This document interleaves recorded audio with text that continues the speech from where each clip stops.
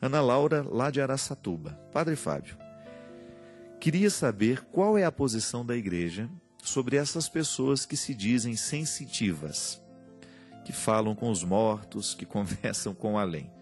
O senhor poderia explicar se isso é verdade? Porque tem programas em outras emissoras que mostram pessoas que tiveram contatos com entes falecidos. A minha posição sobre esse assunto é muito neutra. Eu prefiro seguir os mandamentos da minha religião, que é católica. Então siga, minha filha. Siga, porque eu confesso para você que às vezes eu também fico assustado com a capacidade que algumas pessoas têm de manipular até a eternidade, né? Outro dia eu também vi um programa na televisão que estavam mostrando vídeos de fantasmas. Mas eu achei aquilo de uma imbecilidade tão grande, né? Porque, você imaginou uma pessoa perder tempo para ir para a televisão, para ficar analisando vídeos de fantasma? Isso é verdade? Aquele leão morto. Eu me lembro que a pessoa falava assim que tinha que lavar a casa de azul, né? Que o azul espanta os diabos, o encosto. Pelo amor de Deus. Acho que a vida tem coisas tão mais urgentes para a gente ficar pensando, não é verdade?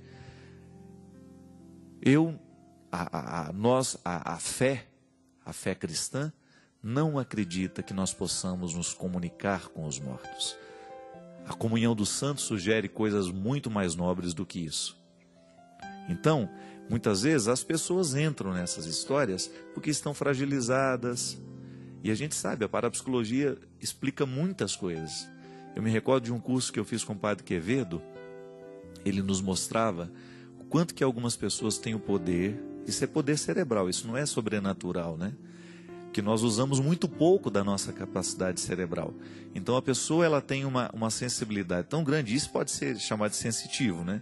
Ela tem uma sensibilidade tão grande que ela é capaz de entrar na cabeça da pessoa que está diante dela, conhecer a letra daquele ente querido que ela perdeu e escrever com a letra tal qual aquela pessoa. Digamos, a mãe está diante de mim, eu sou o sensitivo. Digamos assim, vou dar o exemplo. A mãe perdeu um filho. A minha capacidade cerebral é tão aguda que eu entro dentro do pensamento daquela mulher, através de nomes específicos lá que o Padre Quevedo sabe dar, eu não sei. E ela é capaz de conhecer a letra do menino que morreu. E esta que tem a sensibilidade escreve com a letra. Como muitas vezes essas pessoas são simples, minha gente, não tem nem o conhecimento da parapsicologia, o que elas vão dizer? Que isso é um dom de contato com os mortos. E isso muitas vezes não é nada mais, nada menos do que um cérebro mais evoluído. Isso, o Padre Quevedo mostrava isso, dentro dos cursos que ele dava. A capacidade que ele tem de mover um objeto de lugar, mostrava vídeos mesmo. Só que quando as pessoas simples pegam esses vídeos, não têm conhecimento da parapsicologia, o que vai entender? Isso é um fantasma, isso é isso, isso é aquilo. Mas a vida é muito mais do que... A vida é boa demais para a gente ficar perdendo tempo com essas coisas, não é verdade? Eu, particularmente, não gostaria de ficar sabendo nada lá do outro lado, porque vai tirar a minha espera. Não é? Nós já escutamos falar, tanta gente, tem contato com os mortos, tem contato com isso, tem contato com aquilo. O que isso modifica na vida da pessoa que tem contato com os mortos? Né? Vamos viver bem a nossa vida, a nossa fé não nos permite crer assim. Você pode até respeitar o outro que crê diferente, mas se você é católica e não sente necessidade de acreditar nisso, você está num caminho muito correto, né? Não vamos ficar perdendo tempo em ficar querendo descobrir o como é do outro lado, se a gente ainda nem aprendeu como é que é esse lado de cá, né? Então, antes da gente se preocupar demais com o que vai ser depois da morte, vamos preocupar um pouco mais como é que pode ser a nossa vida. Isso sim agrada a Deus.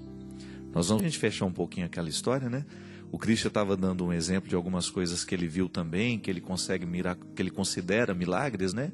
E ele estava perguntando, padre, quando é que a gente sabe, né, que isso é milagre ou isso é força da mente? Isso aqui é muito interessante. O Padre Quevedo é um homem que estudou muito a parapsicologia. Mas eu me recordo que naquela semana que o Padre Quevedo ficou conosco lá em Taubaté, porque ele deu esse curso na faculdade, a gente descobriu um outro lado do Padre Quevedo que a gente não conhece, porque a gente não convivia com ele, só via o Padre Quevedo da televisão. Eu ficava impressionado do quanto que aquele homem era um homem de oração. Quanto vira e mexe, dava uma folguinha lá nos intervalos, eu via lá diante do sacrário, fazendo as suas orações, as laudes, né, que são as orações obrigatórias de todos os religiosos e padres. Ele lá com seu breviário, rezando todas as horas que tinha que rezar. E eu descobri, Cristo, foi muito interessante porque o Padre Quevedo é um místico, é um ser humano, um homem muito ligado, de uma sensibilidade muito aguda, muito aguçada para a percepção do sagrado. Só que ele tem um conhecimento científico também, é um homem que estuda o poder da mente o tempo todo. Então ele está sempre evoluindo e conhecendo, buscando recursos para esse conhecimento. Mas ele, da mesma maneira, com a mesma intensidade que ele busca esse conhecimento teórico, né, sobre a mente humana, ele também mergulha na sua experiência de Deus. Ele é um padre. E ele dizia isso para nós. Ele fala assim: eu já vi muitos milagres no mundo. Muitas vezes nós nos prendemos a essas coisas bobas, a essas manifestações que não passam de poderes de mente, poderes de uma mente mais evoluída, e o verdadeiro milagre nós não chegamos a conhecer. Um exemplo disso ele dava. Ele disse que uma das coisas mais bonitas que ele viu na vida, que a ciência jamais conseguiu explicar, por mais que tentasse, até mesmo a NASA, né, com todas as suas pesquisas, é justamente a imagem de Guadalupe, a imagem de Nossa Senhora de Guadalupe. E eu fiquei muito interessado na época e comecei a ler tudo que eu podia sobre o fenômeno, né, daquele manto, daquela imagem que está gravada, é uma pintura, né? Mas o que é mais interessante naquilo lá, e o Padre Quevedo dizia para nós, aquelas cores que você vê na imagem de Nossa Senhora que está ali, que foi justamente o índio, né, que estava levando as flores num tempo de inverno, né? O bispo queria, né? Então tá bom, se essa virgem que está lhe pedindo para construir o santuário, ela verdadeiramente quiser que este santuário seja construído, porque o bispo duvidava do índio, fale para ela mandar para nós então um sinal. E era um tempo de inverno naquela região, ele vem, traz flores para o bispo, naquele manto. E o mais bonito é que, quando ele abre o manto para jogar as flores, ele não sabia que aquela imagem estava gravada. Tem aquela imagem, então, que ele também se surpreende. E o interessante, minha gente, que já foram feitas pesquisas na tintura da imagem de Guadalupe, que é aquela que está exposta lá em Guadalajara, no México.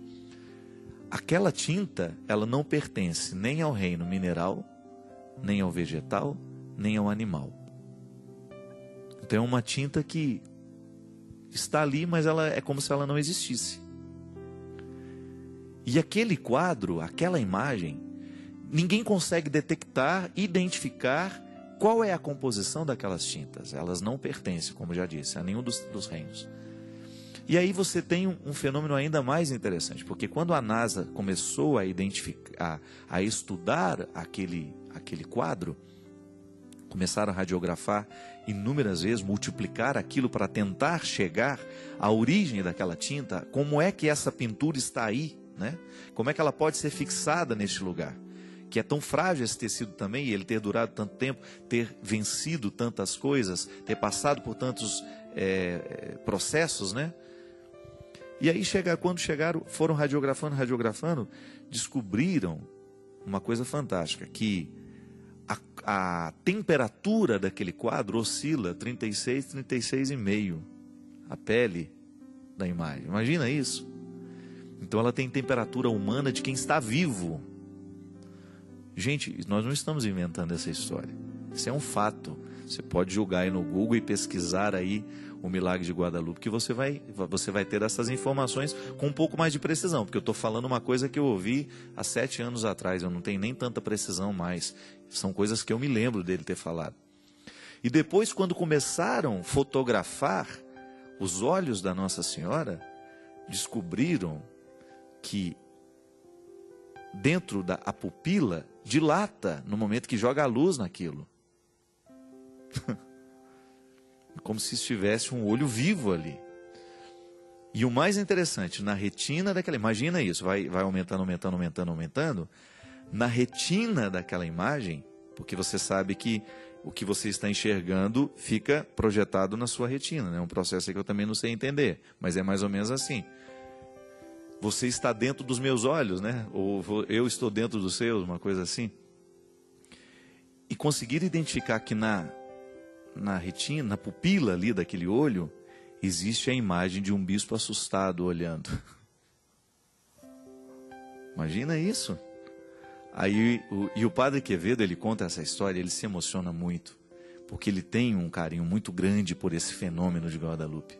E ele sabe detalhes. Se você um dia tiver a oportunidade de ouvi-lo, ouça a maneira, a riqueza de detalhes que ele tem como cientista, como homem que estuda, a riqueza de detalhes que ele tem desse manto, dessa imagem, desse quadro.